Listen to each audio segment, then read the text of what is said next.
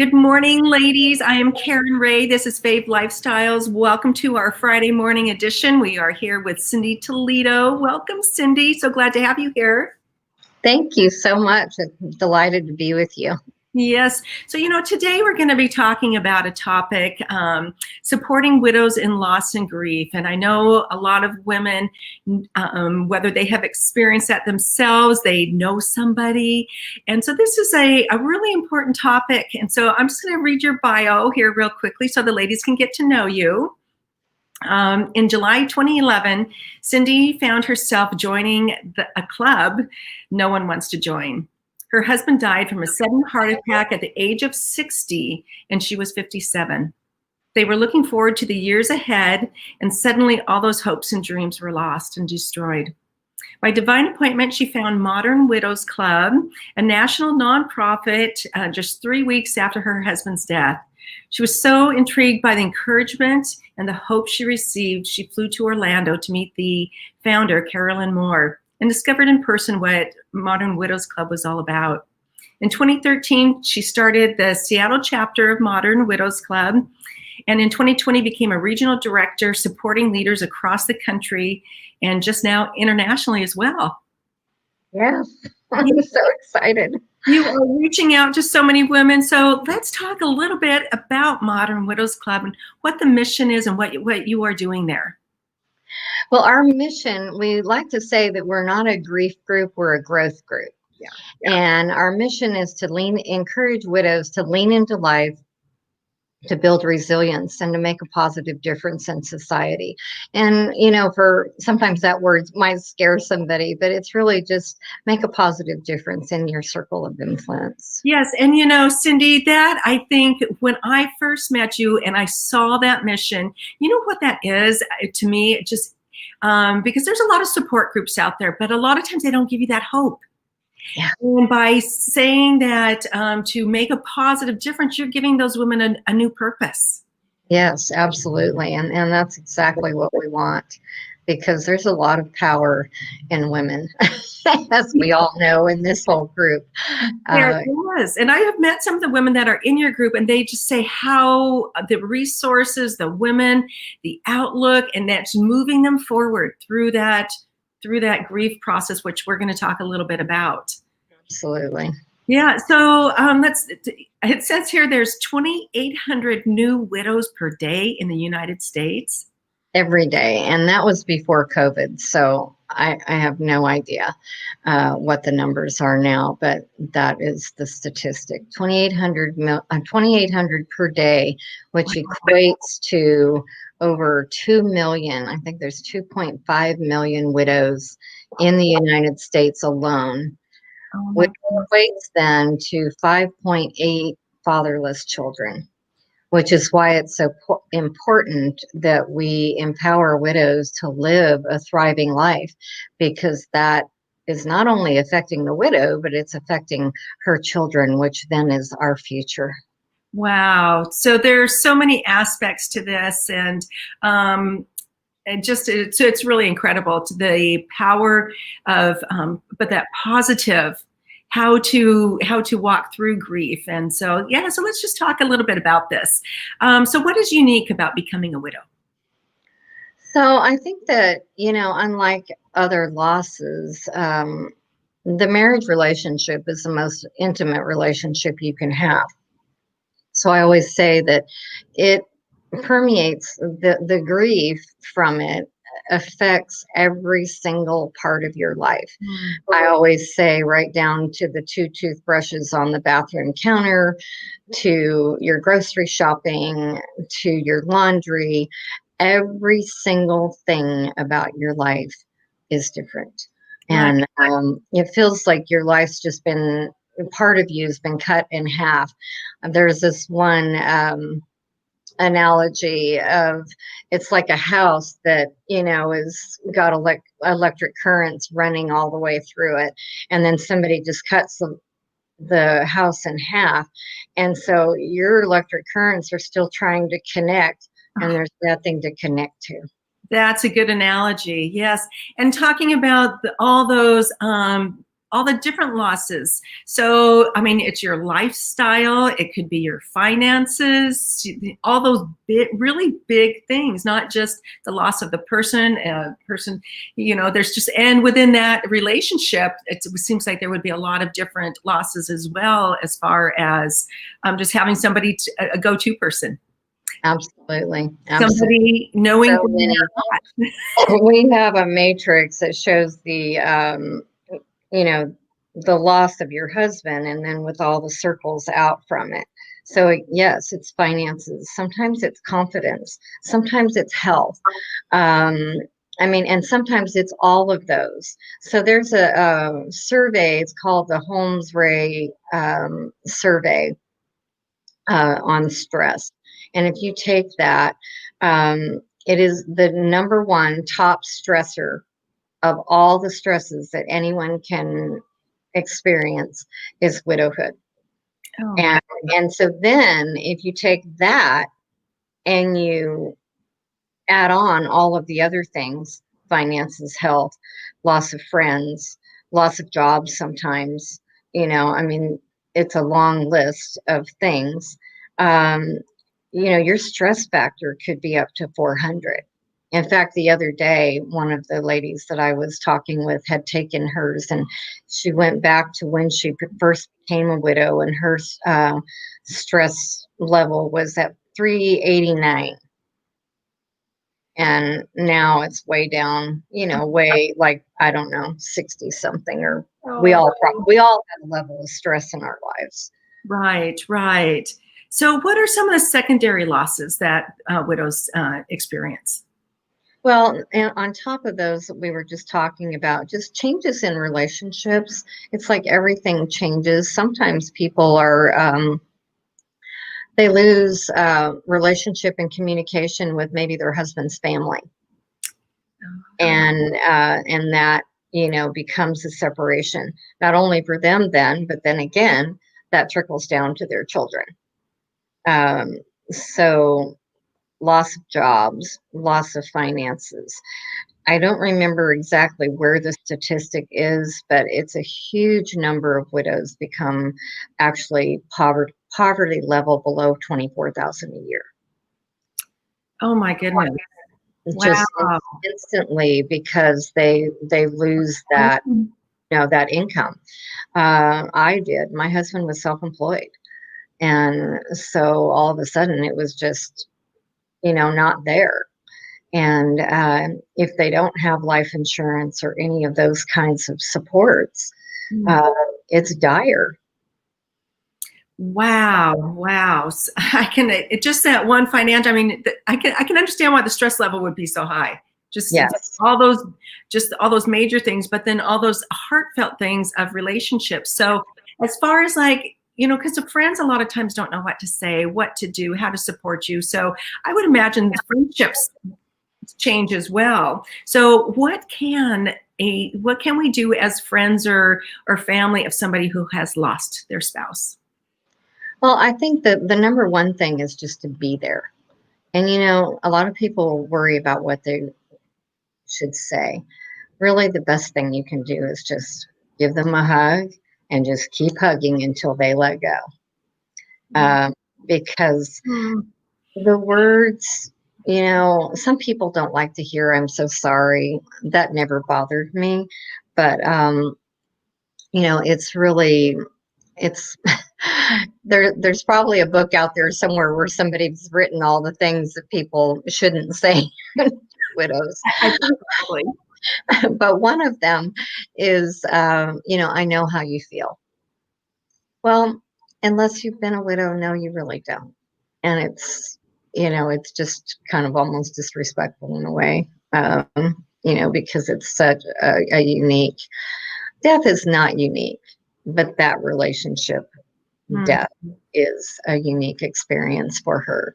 And I think that just, a lot of times people say, "Hey, call me if you need anything." Don't ask her to do that. She's not going to. I will tell you personally that it is the hardest thing to do, to ask someone to help you. Because it's sticking point of I have to ask somebody to help me because my husband's not here. And so, and every single thing that you do is like that. I'm doing this because my husband's not here. I'm mowing the lawn. I never had to mow the lawn. So, you know, I had the most amazing supporting people come in. I had people who came in and did my yard. I had people who brought meals. I had people who gave me gift certificates for massages and pedicures and self-care. You Oh, know, just go to the store and buy basics, toiletries. You know, just especially if if it's just happened and she's gonna have a large amount of people in her home. Um, you know, Kleenex, toilet paper, paper towels, whatever you need when, you know, people are there. And then afterwards, just don't forget her after the funeral. mm, I had one dear friend who still to this day, she would call me, text me, send little notes in the mail. Sometimes I would come home and she would have left like he died in July. It was fall. She brought potted mums and put them at my doorstep. oh, I didn't know, you know, she didn't even leave a note, but I knew it was her. But, you that's know, she has remembered his birthday and the day that he died. Um, and it's been 9 years and she still texts me on those days. So sometimes you don't have to do anything. You just have to say, hey, I'm thinking about you. I'm saying a prayer for you. Just know that I love you, whatever. You know, just um, be there. right. I would imagine for some of the younger widows who have children, Yes, even offering to come and watch their kids so she could go out and just grab a cup of coffee or something. yes. That I was going to say that. That is the best thing that you can do. And if you're good friends and you can, you know, get a team of people and do it on a regular basis because it doesn't go away. It is I have one friend, her children were 5 and 7 when her husband died. And so she, you know, tries to like at least every 6 months figure out how she can get somebody to come and take care of her children. Of course, they're 13, 11, 12 and 14 now, but so that she can just go for a weekend away. Yeah. So, you know, that would be something. Hey, I'll take care of your kids.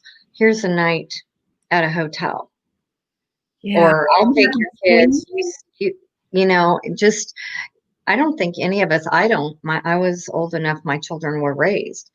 And I thought to myself, when I watch these young widows, I'm like, I could really function on my own.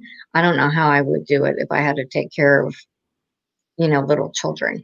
And sometimes that's your reason for living at that time. You know, it keeps you going. But you still need that respite. You need Mhm. that recharge time. Yes. So as you kind of go along in this process of grief, and of course, there's lots of different levels, and I'm sure you guys talk about that at Modern Widows Club, how to get through all those things and have resources. So one of the things I would imagine, and let's talk a little bit about this, about assumptions of other people, about, oh, you should be through this. Yes. So people in people in general are really uncomfortable with death. And so the thing that they want the most is for you to be okay. And they truly do want you to be okay. But they also want you to be okay because they don't want to be uncomfortable. Oh, yeah, yeah. And so, but you know, they all have an idea about, you know, what you should or shouldn't be doing. So Mm-hmm. if you decide you want to date, you know, you have those that are like, you know, they're always asking you, have you met anybody? Are you going to start dating? Are you going to go online? And, you know, that poor widow who's just not there is like, what do I say about this? No, I'm Oh, not ready for that. Um, and by the same token, the ones that do decide to step their toe out, it's like, well, I can't believe you're dating, or I can't believe you're dating already. And yeah. And so, Depending on what or, friend it is. or I can't believe you're selling your house, or I can't believe, whatever. There's such judgment. And I think, I don't know, I don't know that it's specific to widows. I think we tend to put our opinions on other people easily, but it really, those specific things like dating or you should be over this. I can't tell you how many widows I've had tell me, I've lost all of my friends because they think I should be over this. Oh, yeah, I can imagine that happening. Well, Heartbreaking. it is heartbreaking. It is, especially when that's a time that they really need those friends to just be there, like you were talking about, and Well, and continue that support. exactly. And the thing is that, people don't realize that the first year, we all think that, we assume and know that the first year is perhaps the worst. And so then even myself, I thought, oh, I'm going to get past the first year and I'm going to be better. What people don't really realize is that the second year sometimes is worse, but in a different way. In the first year, you're going through all the minutia of, the legal things and the finances and Mm-hmm. making decisions. And you're also in a fog, which is really a medical term for widows. It's called widow fog, brain fog, and it's Mm-hmm. very real. Um, and then you come into the second year and you're coming out of that fog, and it's like, oh, this is not going away. This is my life. Yeah. And so then the second year is kind of like reconciling, this is my life. How am I going to live this life? And so I often find that it's in year 3 that widows start to evolve and um, find their footing a little bit. Oh, And obviously, everybody's different.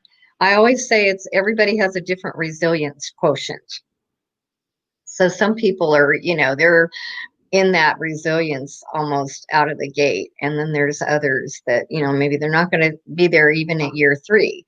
But that's typically what I have seen over the last 7 years. yeah. Wow. I'm so glad that I have met you and that seeing this Modern Widows Club, I just love what you are doing. So, here's our last question too. How can being in a community like Modern Widows Club support a widow? How do you go about that? Um, well, it supports, and we create community, Mm-hmm. safe place. And, there's nothing like meeting someone who knows how you feel, who gets it. We always say, we get it. And in fact, yesterday I was interviewing a new leader in our Austin chapter. She's going to join the current leader. And she's been widowed for 4 years. And she works for a very well-known foundation. And when she first came, we did our first launch in Austin as a virtual because of the pandemic. And she was on that first call. And when I interviewed her yesterday, she said, I knew when that first time that I came onto that Zoom that it was the first time anybody really understood me, that they knew what I was talking about when I said, whatever it was I was struggling with. And so it's creating a community. I think we all are made to be in relationship. And when you feel like you're a sore thumb sticking out, it's nice to know that, honestly, that you're not going crazy. Yeah. Sometimes people feel like they're going crazy because their emotions are so out of control.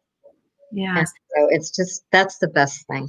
I know, just creating that community of like people who are going through the same thing that understand what you're doing. I just love that sense, but also that you help women with resources, how to get through some of it.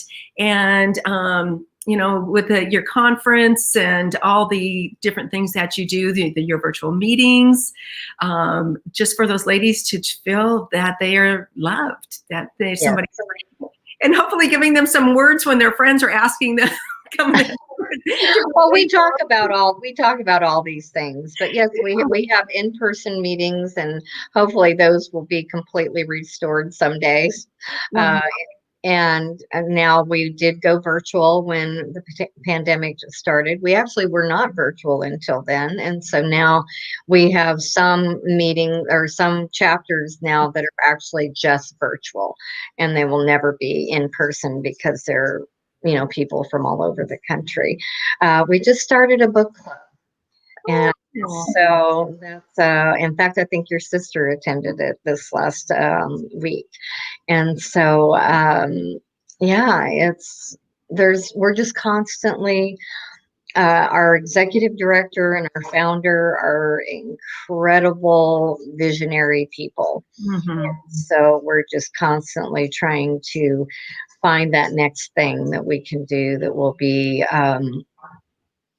enlightening and empowering to widows. We want them to be empowered. Yes, and changing the world as they walk forward. Yes, I yes. love it. So Cindy, I see I can't tell exactly who is on our chat because it doesn't give me the names, but it's one of the ladies is saying, I can totally relate to this, and giving you some love. Oh, thank you so much. I know, we don't know where women are at or all their stories, but I would encourage if any of you, if you know someone who is a widow, or if you are a widow, reach out to Cindy. You can private message her. You can get information. Go to the Modern Widows Club page and modernwidows.com, is it?